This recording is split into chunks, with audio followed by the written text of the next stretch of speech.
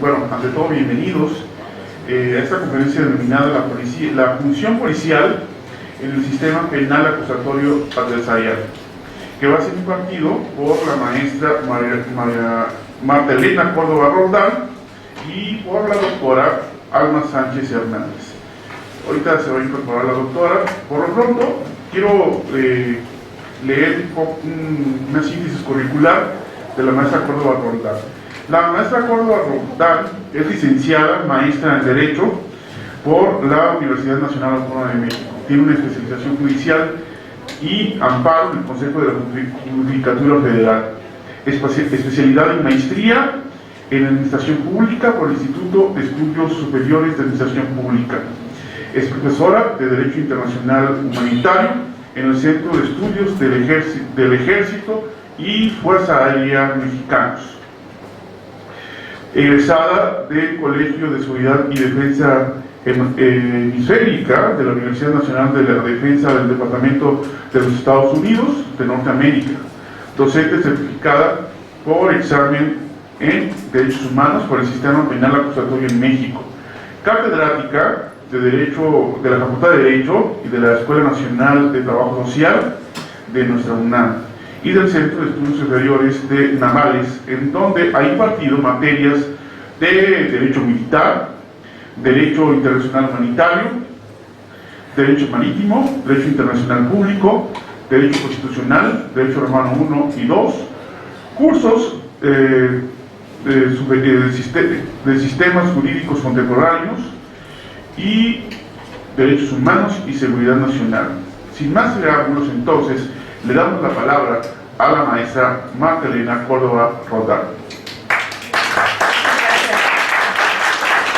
Muchas gracias. Bueno, pues ustedes pensarán, ¿y por qué la policía? ¿Por qué vamos a hablar de la policía? Yo creo que dentro de diferentes conferencias a las que ustedes han asistido, estamos viendo por qué es importante la reforma del 2008, qué tiene que hacer el juez, la importancia de la víctima, del defensor, todo esto que esta reforma nos está proveyendo, y que ustedes tienen la fortuna de no tener esos candados que de repente tenemos nosotros de querer hacer las cosas como las aprendimos en su momento, ¿verdad? Para ustedes esto es un bagaje nuevo de conocimientos que mucho les va a beneficiar en la carrera, bueno, también el conocimiento previo que han estado adquiriendo. Y les decía, ¿por qué la policía? Porque yo considero que toda esta reforma y todo este esfuerzo que se está haciendo porque esta reforma permea todo el ámbito jurídico, pues no tendría razón de ser sin la intervención de los policías, ¿verdad? ¿Y por qué? Bueno, pues porque el policía, aunque algunos digan que tenemos policía, no policía, policía, con esta reforma tiene una intervención muy importante dentro de la investigación. Y de eso vamos a platicar, de la intervención de la policía en cuestiones de investigación y todo lo que permea su función dentro del sistema acusatorio adversarial. La reforma del 2008 yo creo que todo el mundo ya la sabemos y la tenemos más que estudiada, ¿verdad? Cuáles son los factores principales que inciden en esa reforma y en particular estos artículos que yo aquí les pongo dentro del contenido son los que permean a la función policial. El artículo 16, que todos nos lo sabemos de memoria, ¿no? Y cuál es la particularidad de ese artículo para efectos de nuestra charla que tenemos en este momento. Bueno, pues es relacionado con las aprehensiones. El artículo 18 referido al sistema penitenciario, porque ustedes saben que la función policial pues permea en muchos ámbitos, no nada más es el que está parado en un crucero, los que andan en la patrulla, no, la función policial va más allá de lo que muchas veces vemos, ¿no? El artículo 20 relacionado con el esclarecimiento de los hechos. ¿Cuál es la intervención de la policía en este rubro? Bueno, pues los informes que le va a dar al Ministerio Público. el artículo 21, que es el que dice que es la seguridad pública, ¿verdad? Y que es una obligación del Estado darnos a todos nosotros seguridad. La policía va a estar bajo la conducción del Ministerio Público y esa es una de las reformas importantes a este artículo. El artículo 22 para cuestiones de tortura. Respecto a la participación policial en la investigación inicial, nos remitimos al Código Nacional de Procedimientos Penales, que nos dice cuáles son las obligaciones del policía, que más adelante vamos a ver. El artículo 141, que habla de aprehensión en casos de flagrancia, caso urgente y las órdenes de comparecencia cuando se van a ejecutar, ¿verdad? Saben ustedes que una particularidad importante de esta reforma es que estamos en un sistema garantista, ¿verdad? Respetuoso de los derechos humanos, de los principios y de las certezas que la Constitución nos señala, y entonces el policía tiene que haber estudiado todo esto para que pueda aplicarlo, ¿no? Para que no sea policía, como les decía, y sea policía. La cadena de custodia, que es muy importante y que los que ya están en alguna otra, en un semestre más avanzado, bueno, pues ya están llevando clases de criminalística, ya están llevando todas estas cuestiones de aseguramiento, cómo se hacen los cateos en lugar de los hechos, todo eso ya tendrán un poco más de conocimiento de esta vertiente en la que se van a desarrollar también los policías.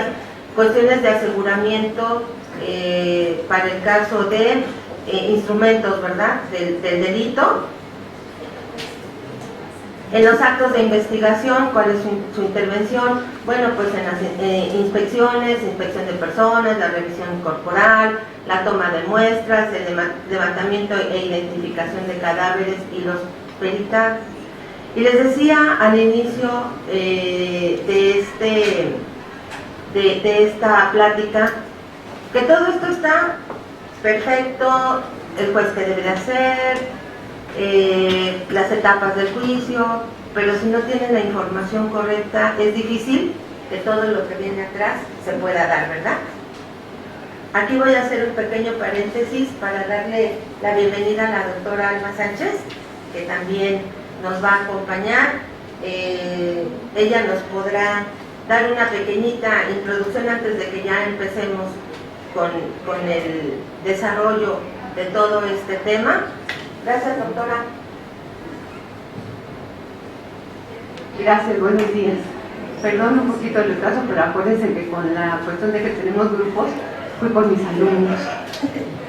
Entonces, perdón. Bien, yo solamente voy a hacer algunos comentarios iniciales en función de dijéramos, del perfil policial, ¿no? ¿Qué es un policía? No nos vamos a ir a alguna definición técnica ni científica, ¿verdad? El cuerpo policíaco está compuesto por individuos cuya función sustantiva va a estar principalmente basada en dar seguridad, en brindar seguridad al gobernado. La función policial es una función muy sensible, ¿verdad? Es una función muy sensible, ¿por qué? Porque es la que, de cumplirse, nos va a permitir realizarnos en todos los aspectos, ¿verdad? En tener una tranquilidad en nuestra casa, en poder transitar por las calles de una manera adecuada, sin el temor de que nos van a asaltar, de que nos van a vulnerar, ¿verdad? Van a vulnerar nuestra persona, nuestros derechos, nuestros bienes. Los cuerpos policíacos, desafortunadamente en México, y sobre todo ahorita que están en crisis la cuestión de la seguridad pública, desgraciadamente sus antecedentes están basados en la improvisación, ¿cierto? La improvisación que nos ha llevado justamente al estatus en el que estamos, ¿verdad? De cuerpos conformados por personas que no tienen vocación, que no tienen perfil, que están por necesidad que inclusive cuando una persona, un muchacho sobre todo, no quiere estudiar o no tiene trabajo, ¿qué le dicen normalmente? Pues métete aunque sea de policía, ¿no? Cuando la función policial es una función tan importante, aun cuando está tan devaluada, pero si nosotros la analizamos, es una función verdaderamente importante, porque ¿qué es lo que va a producir la función policial? ¿Qué nos va a producir? El producto es bien importante, se llama seguridad, ¿verdad? Y al hablar de seguridad, encierra una connotación súper profunda. Muchas veces el concepto de seguridad nada más lo manejamos en función de fulanito o fulanita son muy inseguros, ¿no? En cuanto a la actitud posiblemente, ¿verdad? En cuanto al manejo personal ante los demás. No, va más allá, ¿verdad? La seguridad que nos brindan los cuerpos policiales o el sistema de seguridad pública va a garantizarnos justamente el desarrollo, ¿verdad? La seguridad pública es un servicio público a cargo del Estado, y que tiene obligación el Estado de darnos justamente para podernos desarrollar. Porque derivado de la inseguridad, ¿qué sucede? Derivado de la inseguridad tenemos migraciones, ¿verdad? Tenemos que la gente se va hasta del país, no solamente de un estado a otro, ¿verdad? De pronto yo conozco mucha gente, inclusive familiares, que han migrado de Laredo a Quintana Roo, ¿verdad? Porque Quintana Roo es uno de los estados con menos incidencia delictiva, etcétera, ¿verdad? Entonces, pero no tan solo eso, tenemos gente que ha migrado al extranjero justamente por cuestiones de seguridad.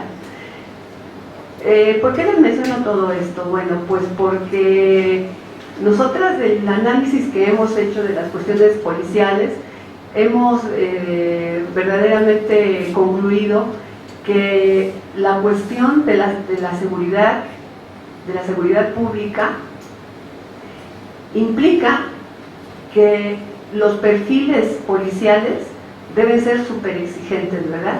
Nosotros vemos en la televisión a los policías norteamericanos, a los policías ingleses, a los nórdicos, y las mujeres decimos, ¡ay, qué guapos!, ¿no? Pero en realidad no son tan guapos, ¿no? Lo que pasa es que son profesionales. No es lo mismo el policía gordito que está en la esquina, ahí todo desalineado y demás, al policía inglés o irlandés, que vemos que está muy bien uniformado, ¿verdad? Que además también tiene seguridad. Ese policía también tiene seguridad porque tiene un buen sueldo, porque tiene un buen esquema de seguridad social, porque tiene garantía, porque ese policía, si le llega a pasar algo, va a estar protegido por el Estado también, ¿verdad? Como funcionario, como servidor público. No así en nuestro país, ¿verdad? Que los policías, cuando usan el arma y los detienen, entonces el Estado dice que Dios lo bendiga, ¿verdad? Que se rasque con sus propias uñas. Y entonces ese policía no tiene derechos humanos, no tiene nada, ¿verdad? No tiene, está al garete, ¿no? Que se defienda solo, que se rasque con sus uñas. Entonces, toda esta serie de indicadores que nos llevan a la figura policial, justamente se debe corregir. Sí, qué padre, ¿no? Ya estamos viendo qué tienen que hacer en el nuevo sistema adversarial, pero todavía hay muchísimas debilidades que hay que corregir en todos los aspectos, ¿verdad? Hablamos de la profesionalización de la policía, pero la profesionalización de la policía implica, nosotros somos abogados y sabemos todo lo que legalmente implica, ¿verdad? Y después de lo legal viene lo administrativo, y después de lo administrativo pues lo social, y así podemos ir mencionando una serie de elementos importantes para conformar verdaderamente una policía profesional. De lo contrario, ¿ante qué estamos? Ante ese sistema de seguridad pública pues que no va a responder realmente a las necesidades de ese nuevo esquema del sistema adversarial, ¿verdad? ¿O ustedes creen que sí vaya a funcionar así? Si no partimos de la base justamente del individuo, de la formación del individuo, de la capacitación del individuo, de las necesidades del individuo. El policía dice, bueno, de que lloren en la casa de este o de la mía, mejor me echo a correr, ¿no? Si me matan, o sea, mi familia queda desprotegida, y si yo lo mato, pues yo me voy a la cárcel, ¿no? Y no voy a tener un respaldo. Bueno, en realidad mi comentario era solamente introductorio a este respecto, y estoy a sus órdenes junto con la maestra Marta Córdoba. Les agradezco su atención. Bueno, pues continuando la tesitura de la doctora, nosotros hemos estado buscando y tratando de saber cómo va a impactar este sistema a la policía, porque les decía, bueno, el juez hará su parte, los defensores harán su parte, todo el mundo ya tiene perfectamente identificado qué van a hacer, pero el policía fue lo que a nosotros nos movió a dar esta plática. ¿El policía qué hace? O sea, ¿dónde lo va a aprender? ¿En la práctica? ¿Sí? Si ustedes ven o buscan en la red, en el internet, pues van a ver que me sobran dedos para las escuelas que den una licenciatura en seguridad pública, independientemente del Instituto de Formación de los Policías, ¿no? Nosotros en este momento, la doctora y su servidor, estamos trabajando en la Universidad Abierta y a Distancia de México. No sé si la conozcan, depende de la Secretaría de Educación Pública, y estamos como asesoras de contenidos precisamente de la licenciatura en Seguridad Pública. ¿Y qué es lo que estamos viendo en esa licenciatura de Seguridad Pública? Que los contenidos están tan limitados que hay materias que no tienen, o que tienen más bien un enfoque jurídico, pero netamente jurídico. El policía no va a ser abogado, ¿verdad? O sea, el policía tiene que saber otras cosas. Y entonces, bueno, pues en eso estamos en este momento colaborando, y quisimos hacer del conocimiento de todos ustedes que se tomaron un poquito de su tiempo para venir a acompañarnos y escucharnos, esto que les vamos a decir. Bueno, ya decía la doctora, la cuestión de la seguridad pública, el artículo 21 de la Constitución es el que refiere, ¿no? Que es la función a cargo de la Federación, el Distrito Federal, los estados y los municipios, que tiene como fines salvaguardar la integridad y derechos de las personas, así como preservar las libertades, el orden y la paz públicos, y comprende la prevención especial y general de los delitos, la investigación para hacer efectiva la sanción de las infracciones administrativas, así como la investigación y persecución de los delitos y la reinserción social del individuo en términos de esta ley en las respectivas competencias establecidas en la Constitución Política de los Estados Unidos Mexicanos.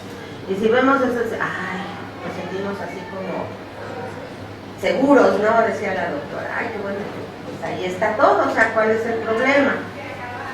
El problema es que permee, ¿no? Ese es el problema.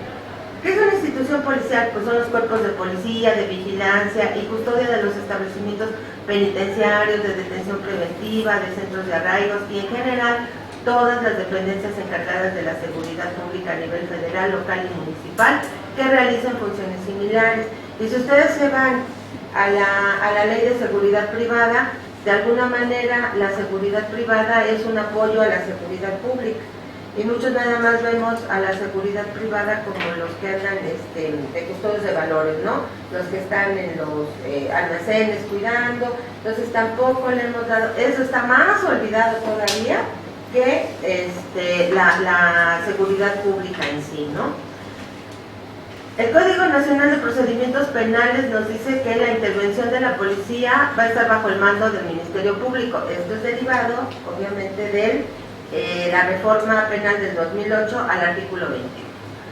Y nos dice que una función de los policías es recibir las denuncias sobre hechos que puedan ser constitutivos de delito e informar al Ministerio Público por cualquier medio y de forma inmediata de las diligencias practicadas. En cualquier medio, si ustedes tienen un poquito más de detalle en adentrarse en este tema, pues es el informe policial homologado, ¿verdad? Que si un policía no sabe redactar, no sabe gramática, no sabe argumentar y mucho menos narrar, olvídense de la intervención del juez y olvídense de todo lo demás, ¿verdad? Y olvídense también de resarcir a la víctima, ¿verdad?, en la ofensa que haya recibido.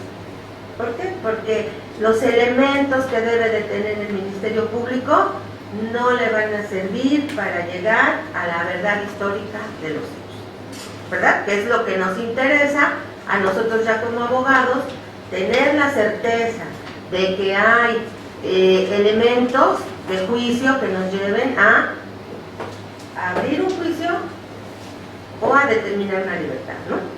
Pero si no hay ese elemento sustancial que tenga o que haga la convicción en el Ministerio Público de que sí hay un hecho punible, no nos sirve de nada, ¿verdad, don Enrique?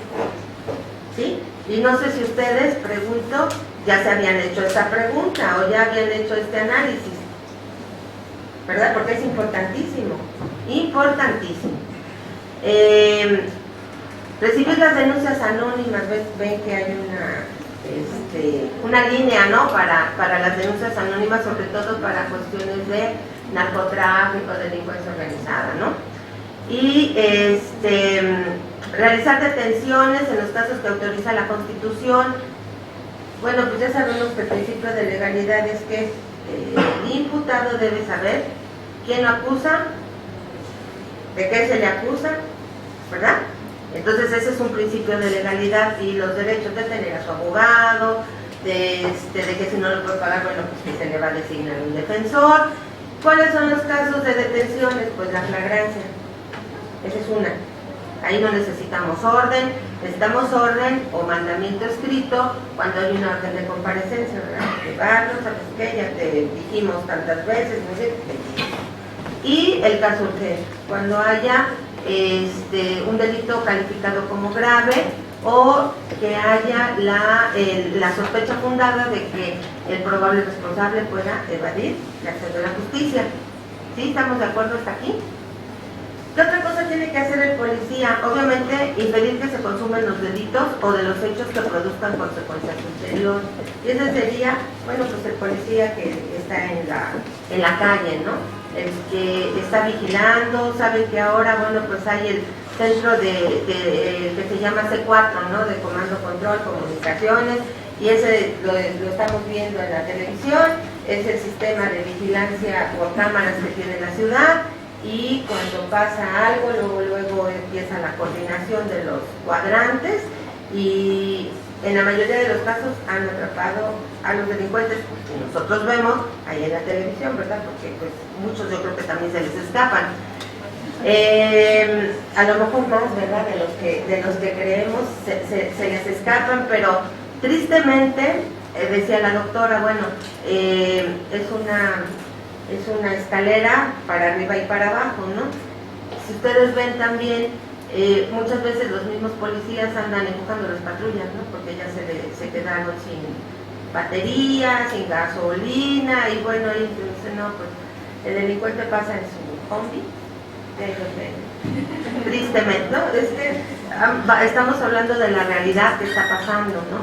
¿Qué necesita el policía? Para no pasar esas vergüenzas, aparte de las cuestiones económicas, necesita un adoctrinamiento, ¿verdad?, que lo haga tener un sentido de pertenencia hacia la sociedad, hacia el país. ¿Qué tenemos que decirle al policía? ¿Sabes qué? Tú vales, ¿verdad?, con la investidura que tienes. Pero esa investidura que tienes te compromete a que cuando veas a la bandera la saludes, a que cuando cantes el himno lo grites, ¿verdad? Y a lo mejor hasta llores, y esa va a ser el principio de tu identidad con tu país. Porque bueno, a todos ustedes pues son casi unos niños, ¿verdad? Pero cuando yo iba a la secundaria, llevábamos un libro que se llamaba La Patria y el Ciudadano, a lo mejor alguien se acuerda. Y ese libro de La Patria y el Ciudadano, aunque nos decían las cosas de manera muy simple, te creaba una conciencia cívica, ¿sí? A mí esas clases de civismo me hicieron saber que en el futuro yo iba a ser una mujer, de verdad.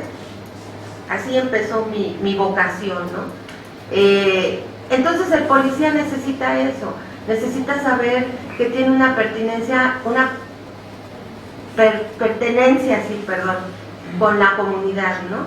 Que tiene que regresar a que cuando un niño lo vea, mamá, yo quiero ser policía, como hace muchos años, ¿no? Los niños querían ser policías o querían ser bomberos, ahora... no, pues ahora quieren ser narcos, ¿no? Oye, pero te vas a morir a los 20 años, pero no importa, porque ya tuve un carro, ya tuve eso, ya no me interesa, ¿no? Esa cultura del esfuerzo es la que vemos que ya se terminó, ¿no? Si ustedes llegaron a ver alguna vez tesis muy viejitas en las dedicatorias, los hijos les decíamos a los papás, te vi trabajar tanto para que yo fuera a la escuela, gracias, ¿no? Y ahora, pues ya mi tesis bueno, porque ya hacen otras cosas, ¿no? ¿Cierto o no es cierto? Entonces todo esa identidad que tenemos que darle a los policías, bueno, pues es un laberinto en el que estamos, ¿no? Es un laberinto. Decimos nosotros, bueno, los que ya están estudiando esta licenciatura, les decía, en la UNAM, pues hay muchos que ya son comandantes, otros son militares, a lo mejor esos ya están hechos a perder, los militares no, ni los marinos, aclaro, esos no. Pero muchos de los policías sí ya están echados a perder y por eso no podemos hacer mucho, ¿verdad? Pero en un joven que cree en este proyecto de vida, cuando vea lo que le dice el Código Nacional de Procedimientos Penales, que son sus funciones, las va a tomar como tal. Y eso es lo que queremos. ¿Ustedes qué opinan? ¿Estamos mal? Si lo vamos a lograr o no, pues ahí sí quién sabe, ¿no? Pero de que la intención es buena, ¿no? Continuamos, retomo.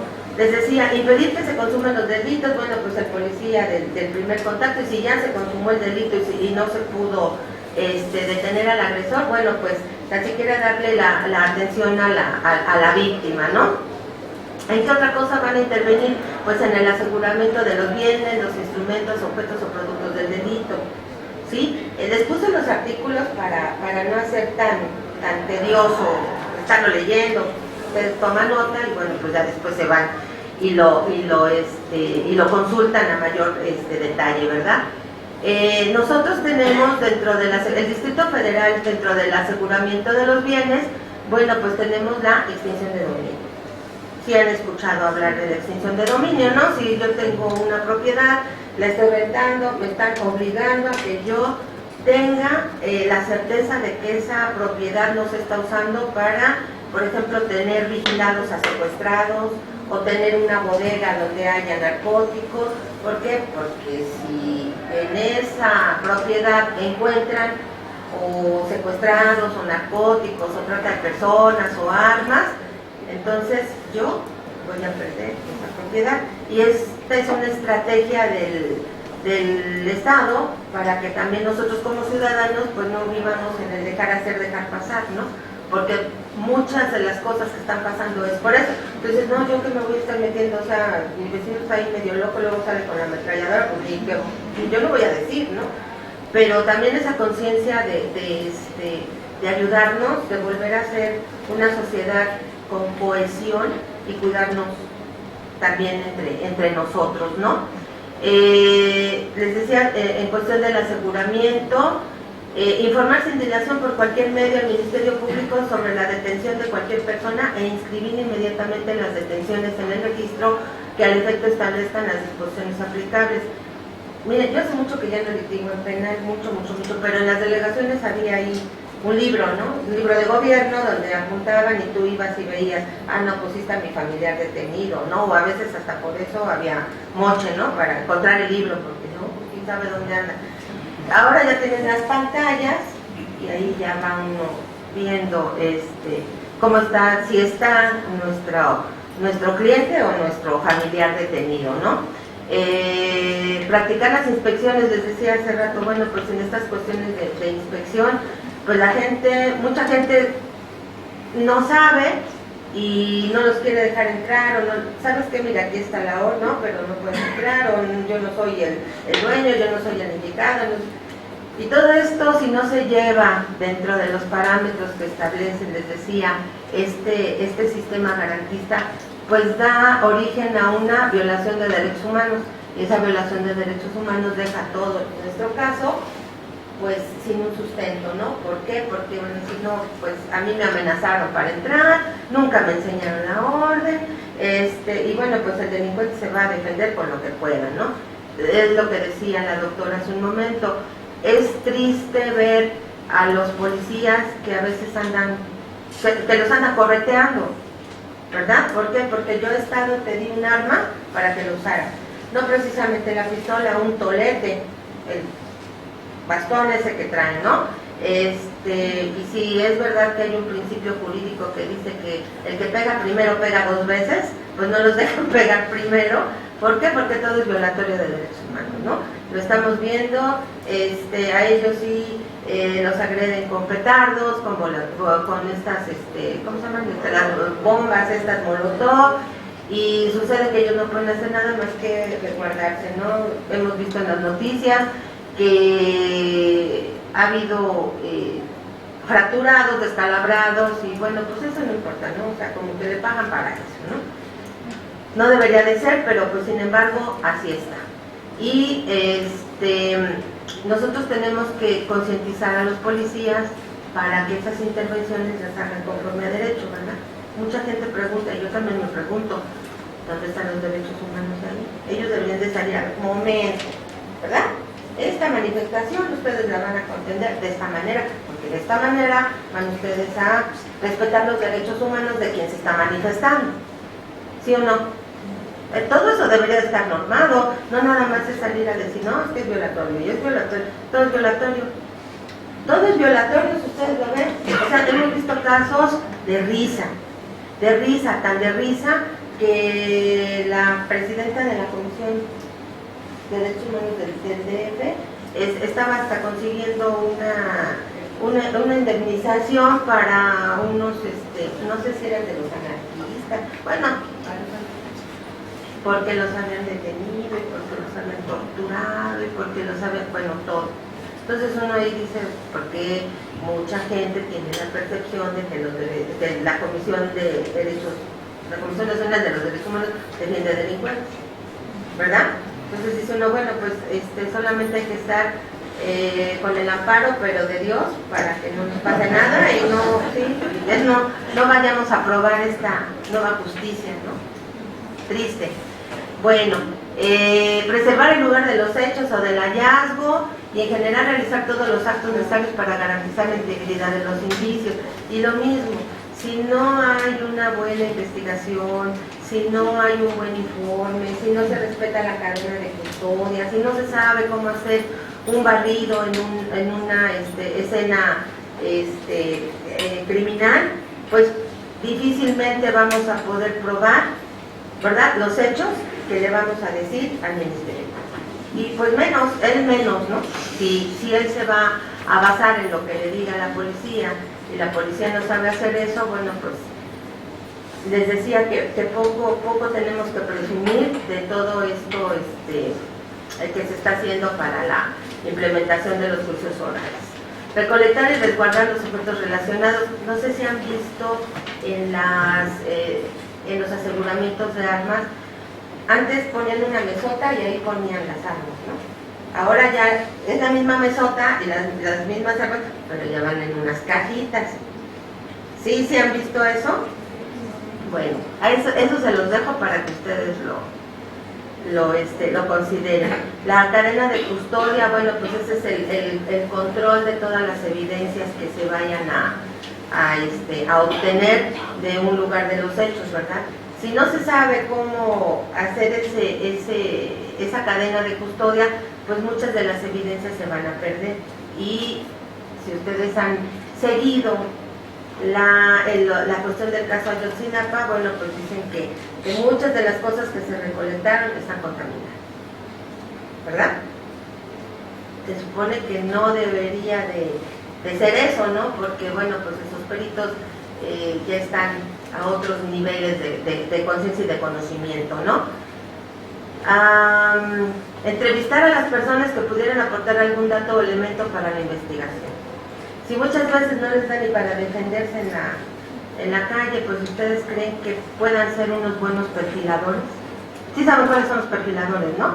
Los que están entrevistando, y de las técnicas de entrevista que ellos le hacen a los delincuentes, se puede saber quién está mintiendo o no, porque tu cuerpo solito reacciona, tu pupila se dilata, se disminuye, los mismos gestos de los ojos, volteas, y el que está entrenado para eso sabe en qué pregunta, ¿verdad?, debe ahondar.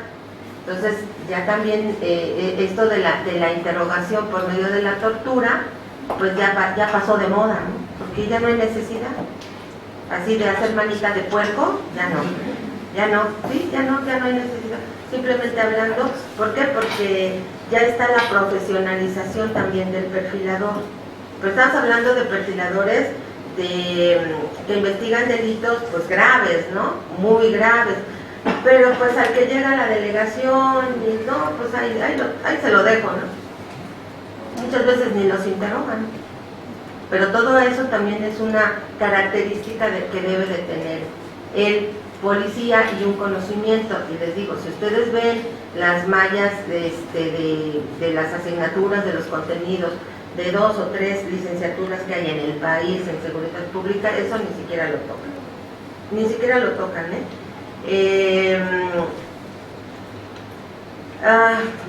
requerir informes para fines de investigación. Bueno, esto está relacionado con el artículo 16, que dice que nadie puede ser molestado en su persona, posesiones o familia, sino en virtud de mandamiento escrito, fundado y motivado, ¿verdad? Proporcionar atención a víctimas o ofendidos, testigos del delito. Para tal efecto deberá prestar protección y auxilio inmediato de conformidad con las disposiciones aplicables. Esto lo vemos en la Ley General de Víctimas. Informar a la víctima u ofendido sobre los derechos que en su favor se establecen. Procurar que reciban atención médica y psicológica cuando sea necesaria, y adoptar las medidas que se consideren necesarias en el ámbito de su competencia, tendientes a evitar que se ponga en peligro su integridad física y psicológica. Les decía, el policía del primer contacto, ¿no? El primero que llega, pues a ver qué pasó. No, pues que el señor, mire cómo dejó a la señora, o a la señora al señor, ¿no? Porque así pasa, aunque en el caso de los hombres pues son así como más de, no, yo me defendí, por eso quedé así, ¿no? Es más difícil para los hombres aceptar un maltrato de las mujeres, que bueno, como que es más, lo vemos más natural, aunque no debería de ser, la inversa, ¿no? De los hombres hacia las mujeres. Entonces todo ese primer contacto es muy importante, y obviamente esa formación policial también debe de sensibilizar, ¿verdad? No te vaya a llegar el policía y decir, hay que preguntarle a la pareja, ¿no? A ver qué hacemos en este caso, ¿sí o no? No puede ser.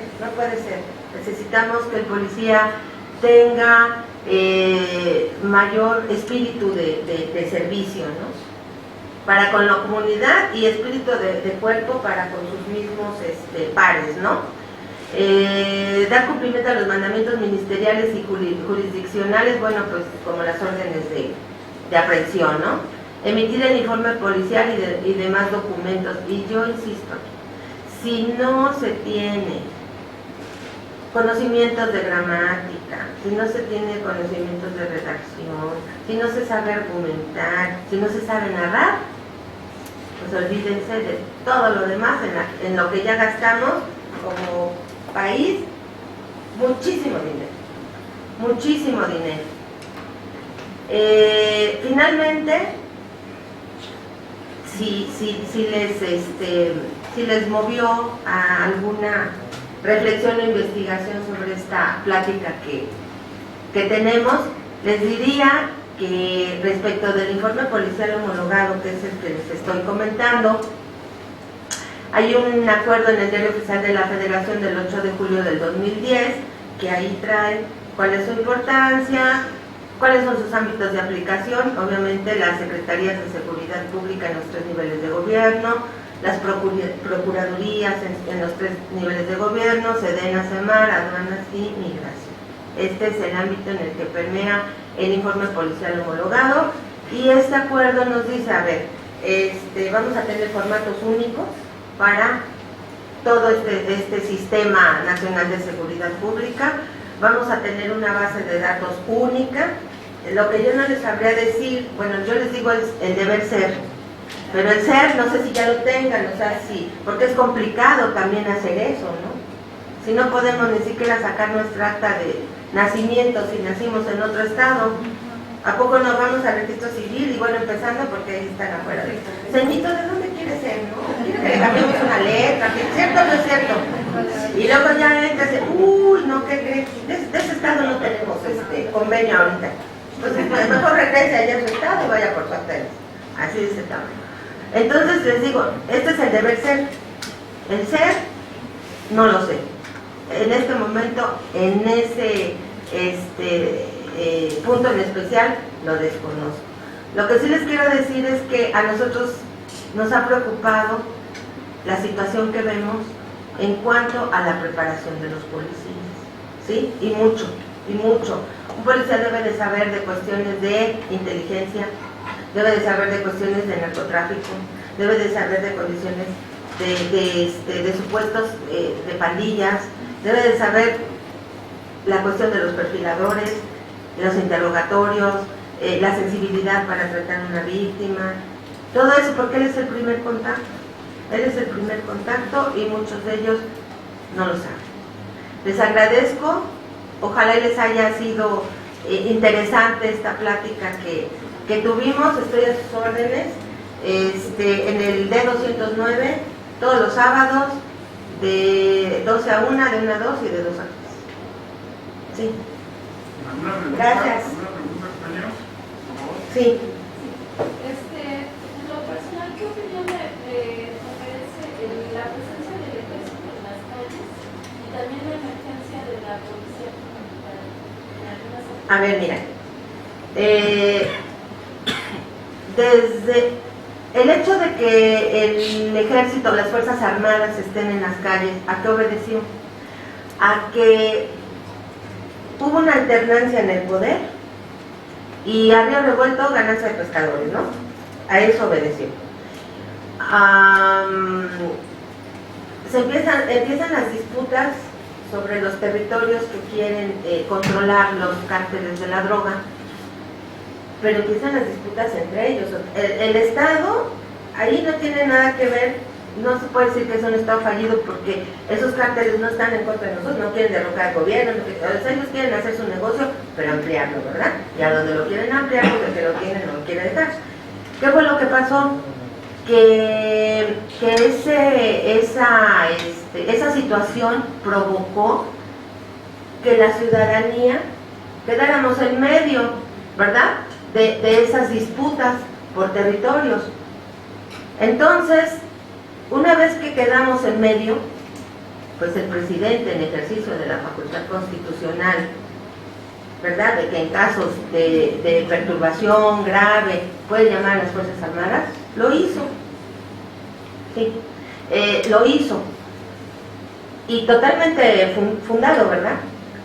Uno de los problemas es que el militar tiene funciones de seguridad nacional, no de seguridad pública, ¿verdad? Los militares han tenido que estar adiestrando en seguridad pública sobre la marcha. Sobre la marcha. De hecho, si tú quieres, puedes consultar. Hay una controversia constitucional que promovió el PRD, la puedes encontrar en la página de la Corte, en donde decía que la integración del Sistema Nacional de Seguridad Pública iba en contra de la Constitución, y hay una reflexión importante acerca de por qué sí las Fuerzas Armadas pueden estar desempeñando funciones de seguridad pública. Yo te voy a decir, me dices mi opinión personal. La gente ve al ejército y ve a la Armada de México y a la Fuerza Aérea y siente descanso. ¿Sí o no? Lo vemos hasta en el desfile, ¿verdad? Y entonces la gente se siente protegida. Habrá su granito de arroz como en todo, ¿verdad? Que hayan fallado. Pero yo creo que esa función debe de ser de la policía, no del ejército. El ejército está para otras cosas. Pero, sin embargo, ha tenido, por ser las instituciones que más credibilidad, respeto tienen, entrar, ¿verdad? Vamos a darle la palabra a la doctora para que nos ahonde un poquito más. Solo voy a complementar sobre su pregunta. Si tú recuerdas, el artículo 115 constitucional habla de los servicios que está obligado el Estado a prestar. Por ahí consúltalo. Uno de los servicios, que es uno de los más importantes, es el de seguridad pública, ¿cierto? Como la maestra dice, y también la Constitución lo señala, la materia que manejan las Fuerzas Armadas es seguridad nacional. Obviamente estamos hablando de dos materias diferentes pero complementarias, ¿sí? Bien. De acuerdo con mi introducción, ¿sí? No lo defino yo, lo sabemos, todos los que estamos aquí somos mexicanos, todos los que estamos aquí sabemos en qué estatus se encuentra el sistema policial, ¿verdad? El sistema policial, que es el servidor público, que en representación del Estado tiene la obligación de prestar ese producto que habíamos denominado seguridad pública, ¿sí?, a favor de los gobernados. Pero también es cierto que las funciones de las Fuerzas Armadas señalan la Constitución y las propias leyes orgánicas de cada una de las dependencias, es mantener la seguridad del país respecto a posibles cuestiones externas que pudieran alterar la paz pública, ¿sí? Pero también, en un momento dado, un problema interno puede alterar la paz pública. Y yo no creo que haya alguien aquí, en este público, en este lugar, que me pueda decir que el problema de la delincuencia organizada en nuestro país no está alterando la paz pública, o sí, o no. ¿Quién puede decir que sí o no? O sea, la paz pública en nuestro país está alterada, ¿sí? Lo queramos o no. Y eso es cierto. ¿Qué quiere decir esto? Que el sistema de seguridad pública fue rebasado justamente por la delincuencia organizada, ¿o no? Fue rebasado. ¿Y fue rebasado por qué? Por todos esos indicadores con los que hice mi comentario, ¿cierto o no? Fueron rebasados, pero estamos hablando de dos cuerpos distintos. Las Fuerzas Armadas sí son cuerpos profesionalizados, que han pasado por un proceso de capacitación y preparación que hablaba la maestra. Y el otro cuerpo, la propia ley señala, la ley del Sistema Nacional de Seguridad Pública señala que los cuerpos policíacos serán conformados por personal civil. Y cualquier personal civil, inclusive nosotros como abogados civiles, porque nosotras somos militares, ¿no? Las dos somos militares y hemos pasado por esos procesos de formación. Siendo mujer u hombre, ¿no? O sea, ahí uno pasa por el proceso de formación. Bien, los cuerpos policiales, por eso ella hablaba de que se deben formar, ¿verdad? Que se deben someter a una serie de conocimientos importantes. La deontología es importante, la ética es importante, los derechos humanos son importantes. Y eso va a formar una cuestión dogmática, ¿sí?, para que esos cuerpos policiales puedan reaccionar. Pero ¿de cuánto estamos hablando? O sea, ¿de cuánto tiempo estamos hablando para poder formar cuerpos policiales que respondan justamente a esa demanda que está teniendo la sociedad de protección? ¿Sí? Cuando ya la delincuencia organizada es tan fuerte en este país, ¿verdad?, que ha rebasado al sistema policial. ¿Estás de acuerdo? lo ha rebasado. Bueno, en cuestiones jurídicas hay una figura, y ustedes la deben conocer bien, que se llama coadyuvancia.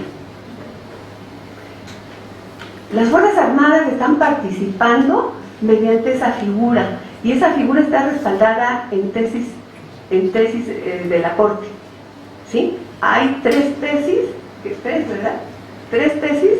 que respaldan la figura de la coadyuvancia para que las Fuerzas Armadas participen. Obviamente, mediante esa figura, el presidente, como mencionó la maestra, llama a las Fuerzas Armadas justamente para que en coadyuvancia con el sistema policial, ¿sí?, justamente atienda este conflicto en el que nos encontramos, este fenómeno social que se nos ha presentado en nuestro país. Ajá. Entonces, las Fuerzas Armadas están participando con la policía en materia de seguridad pública bajo ese concepto de coadyuvancia. Y nosotros como abogados tenemos que ser analíticos y conocer qué está pasando. No podemos hablar como el ciudadano común, que solamente emite juicios sin conocimiento. El día que el presidente diga que ya no participen, ya no van a participar. Si ustedes recuerdan también el municipio de Boca del Río, después de aquellos ahorcados que aparecieron en uno de los puentes más importantes del río, el municipio de Boca del Río pidió que la Armada de México realizara funciones policiales. Y también se meten en internet, van a encontrar un acuerdo entre el municipio de Boca del Río con la Armada de México para que los marinos hagan servicio policial en coadyuvancia, insisto, en coadyuvancia. Ajá. El día que el municipio, es más, en los términos de ese acuerdo dice, en tanto se conforma un cuerpo policial que pueda responder a la demanda ciudadana, ¿sí? Eso es muy importante. Nosotros como abogados tenemos obligación de investigar justamente el marco jurídico de lo que estamos viendo, para no hablar como si no fuéramos abogados, ¿no? Los estudiantes de Derecho también tienen que hacerlo. Ajá. Entonces, en función de eso, las Fuerzas Armadas están trabajando, ¿sí? En función de eso. No sé si te haya quedado clara la pregunta. Ahora, el problema de lo que está sucediendo con el Sistema Nacional de Seguridad Pública es algo que se está trabajando y que no se ha definido, el famoso mando único, ¿sí? ¿Por qué? Bueno, porque acuérdate que en los 3 niveles de gobierno hay cuerpos policíacos, pero no sé si en tu clase de administrativo, en tu clase de municipal, has analizado estos puntos, en el sentido de que hay municipios, de los 2.400 y tantos municipios que conforman nuestro país, nuestro territorio nacional, vamos a encontrar que hay municipios que tienen 2 policías, que tienen 3 policías, ¿sí? Entonces, no responden a las necesidades, ¿verdad?, a la demanda social. Pero además no hay ni siquiera presupuesto para pagarles, ¿no? Hay policías que son voluntarios, hay policías que no cobran. Si hay presidentes municipales que no tienen sueldo, imagínate los policías. Espero que este comentario haya aclarado tu duda, ¿no? Gracias.